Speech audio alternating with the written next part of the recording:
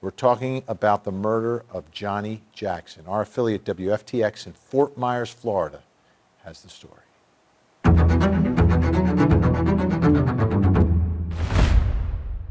He was lovable. He loved to achieve. He was a good friend. For 22 years, Johnny Jackson was here. He was like the heart of our family.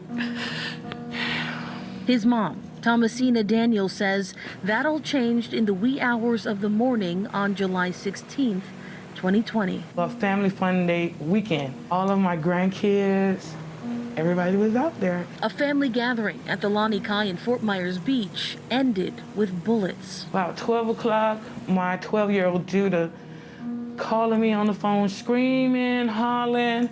I'm waking up out of my sleep. Mom, somebody just killed Johnny. His mother says he was targeted in the past when he was in high school while walking in the Dunbar community. These boys jumped out of the bushes with guns and start shooting at him. But she wants to make it clear that the two shootings aren't related. So they try to make it seem like, because of that incident that, maybe he did something to cause this, that. No, they was all out there having a family fun day, and this happened. And for the last 365 days, she says one thought has never left her mind. I just want to know who did it. But Southwest Florida Crime Stoppers says 1 year later, they still don't have that answer. Since the beginning, there are certain people that have been on the radar, but here we are 12 months later and no arrests. And they say people at home can help. We know that there are people in our community who absolutely know what happened to Johnny. In fact, Crime Stoppers is counting on the 1 year anniversary of Jackson's death to serve as a pivotal reminder and moment in this case. We understand that after something horrible like this happens, say if you were there, that maybe right at first you may not necessarily want to be the one seen talking to law enforcement, maybe because of the chaos of the scene, the closeness that you may have been to that scene or to players that were involved. You may not want to say something right away. Totally get that. But a year later, if you were there and you have intimate knowledge of what happened that night, that's burned into your memory. You absolutely are going to be able to recall every little detail. Someone lost his life. You're going to remember that. And they say if nothing else, coming forward to provide information is an act that can help keep yourself and others safe. Think about his family. Do the right thing for them. If this person had the capacity to just aggressively and boldly take Johnny's life on the beach and then take off, what else have they done in the last year? What other violent capacities do they have? Daniels says between Crime Stoppers, an anonymous donor, and her family, there's now a $33,000 reward connected to this case. If this was to happen to your loved one, to your son or your daughter, you would want somebody that's seen it to come forth and tell what they know. And she has this message for whoever pulled the trigger. You're still alive. You're still alive.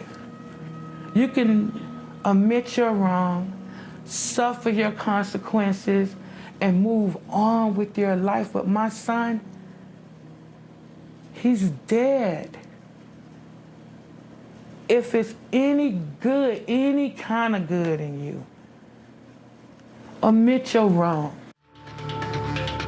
All right, here's the phone number, 1-800-780-8477. That is Crime Stoppers, 1-800-780-8477.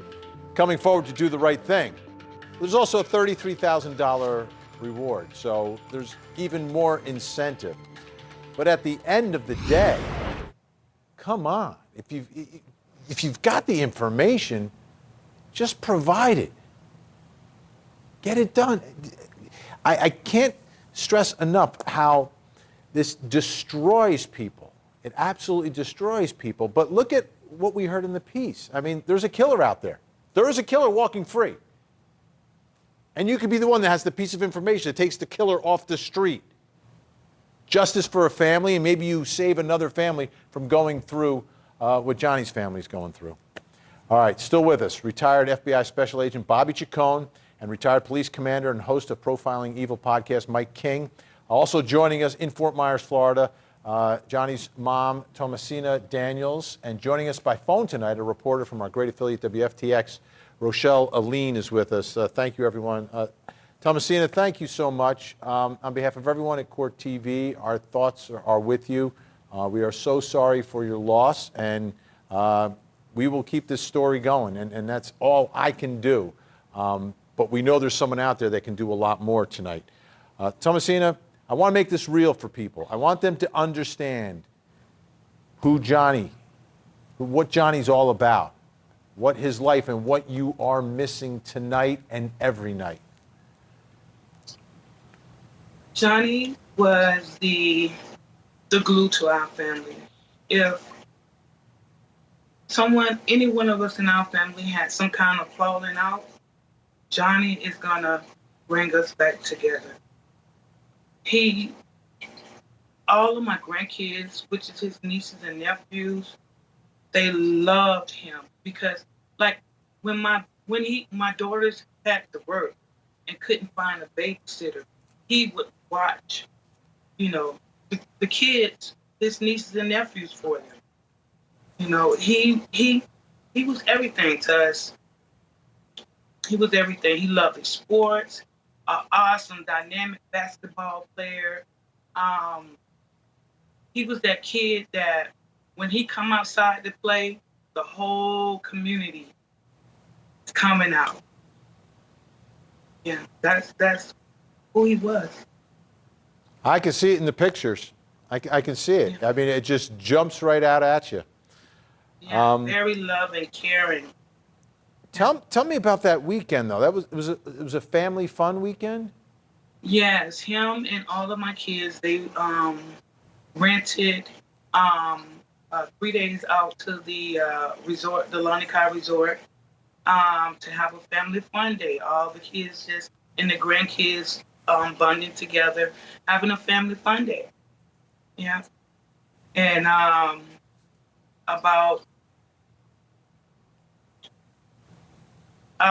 think it was about close to 1:00 that morning, my youngest son called me screaming and crying, saying that someone just killed Johnny. Yeah. It's been more than a year now. Yes. Rochelle Aline from WFTX TV, our great affiliate. What are police saying? What have you heard? What's the latest in this investigation? Are they getting any closer?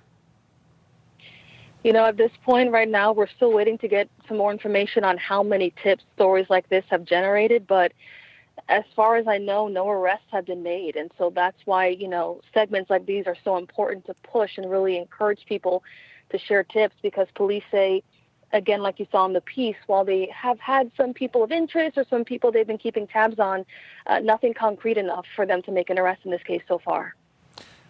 Mike King, what advice would you have for Thomasina tonight? As I know you've worked with so many families that have gone through, unfortunately, things like this. Well, Mrs. Daniels, sorry. I mean, what a handsome young man, and what a tragedy. I guess one of the first things I think of when I look at this is I would like to know more, and unfortunately, we don't get to know more about whether your son was a target on that beach that day, or whether he just happened to be in the wrong place at the wrong time. And those are all things for the police department to look at. But the good news, if there could ever be good news, is that the weapons that were used, if there was DNA collected, shell casings, other kinds of evidence, the federal government has become so good at testing firearm data that one day this will turn up and there will be something that ties the shooter back. But those are the first two things I would think of, Vinny. Bobby Chacon, retired FBI special agent. How do you think this case gets solved and Thomasina and her family get some sense of justice and get the answer that they need? Yeah, well, my condolences to the family. In a case like this, it's so senseless, right? These are the things that we really work hard for, to get justice for families like this, where these crimes are just so senseless. But I think what you're doing, Vinny, and what this show is doing, what the reporter's doing, keeping this case alive is what will solve it. Somebody knows something. In fact, more than one person knows something. And I'm not talking about the killer. I'm talking about other people that are in the killer's life, or friends of theirs, or friends on the periphery of their life. Somebody knows something. Some people know something. They just have to be motivated enough to come forward. And relationships change with friends, and friends become not friends anymore, and rewards help, and publicity helps. And seeing these pictures from Johnny, and what a sweet young man he was, all of this is what's going to solve this case. If somebody will come forward, as long as this case stays relevant and stays in the public eye, and efforts like you're making to keep it on Facebook, and to generate viewership on it, that's, I believe, what will solve a case of this nature. Rochelle, Aline, tell me a little bit about the community down there and how they've reacted to all of this. I mean, people are devastated. I remember very vividly the day that this happened, and I wasn't even the reporter that covered this. One of my colleagues was actually the person that covered this when it first happened, and it stuck with so many of us in our newsroom. And so I was personally shocked, a year later, to see that this case still hadn't been solved. I was reminded of that because billboards have been put up all over Southwest Florida. There's one in the Dunbar community, a predominantly Black community that Johnny was partly raised in. There's one on Fort Myers Beach where he was killed. They're all over the community. And I saw one of those billboards in May, and I said to myself, oh my goodness, they still haven't found whoever pulled the trigger in this case. And that's what led me to call Miss Daniels and say, hey, we should talk about this. I know the 1-year anniversary is coming up. I know people want to see whoever shot Johnny put behind bars. Let's make sure that we remind them that that person still hasn't been found. Thomasina, as we finish up the segment tonight, explain to me and everyone who's watching what it would mean to get justice in this case, to have someone held responsible and get that answer. It will mean everything. I mean, words cannot even describe what it would mean to us, because, I mean, he was everything to our family. He was that glue that kept us together, so words can't describe. It would mean everything to us, everything to us. Well, Thomasina, we will stay on the story. We're not one and done. We're like WFTX. We are going to stay on the story and not stop. So we'll be. And I just want to say thank you so much. I really, really appreciate this, and I'm so thankful for Court TV and you, Mr. Vinny, for all of this, and also Rochelle. Thank you guys, and the other panelists.